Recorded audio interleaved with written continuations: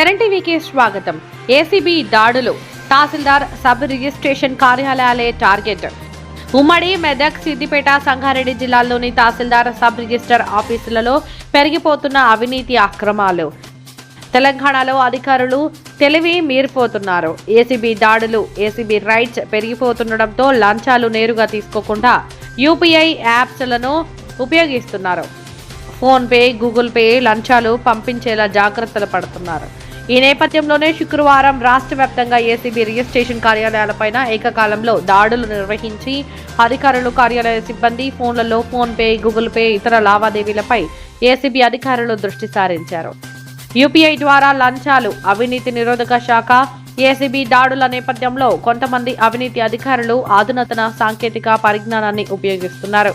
బాధితుల నుండి నేరుగా నగదు తీసుకోవడానికి బదులుగా లంచం మొత్తాన్ని యూపీఐ ద్వారా పంపమని అడుగుతున్నారు. నిరోధక శాఖ ఏసీబీ దాడుల నేపథ్యంలో కొంతమంది అవినీతి అధికారులు అధునాతన సాంకేతిక పరిజ్ఞానాన్ని ఉపయోగిస్తున్నారు. మెదక్ జిల్లాలోని నర్సాపూర్, మెదక్, తూప్రాన్ డివిజన్లలోని పలు తహసీల్దార్లపై కూడా ఏసీబీకి ఫిర్యాదులు అందినట్లు విశ్వాస సమాచారం.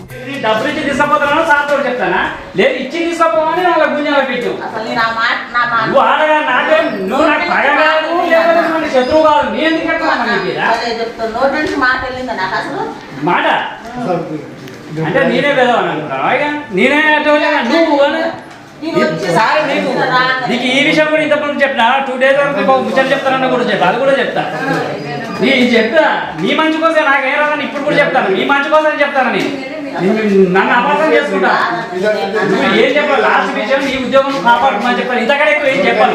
మీ పొట్టని కొట్టాను, మీ పొట్టని కొట్టాను. ఇంతకంటే ఎక్కువ ఏం చెప్పాను. మీ పొట్టని కొట్టాను. నువ్వు ఒక్క మాటగా కొన్నాను. నేను ఏ వీడియో ప్రమాణం చెప్తా. నువ్వు నీకు నాకు బాగా నువ్వు చెప్పుకుంటే ఒక మాట, ఒక సామాన్య పరిస్థితి ఏం సార్ ఇది?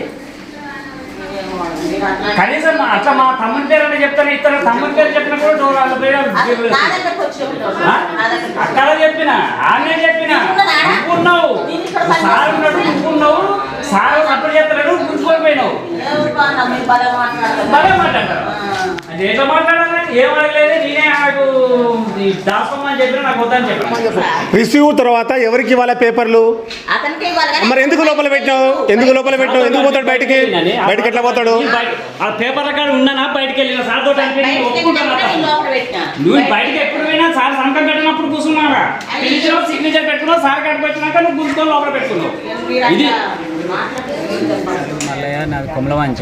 పోలియో పానీల గురించి గత 4 రోజుల కింద అప్లై చేసుకున్నాను.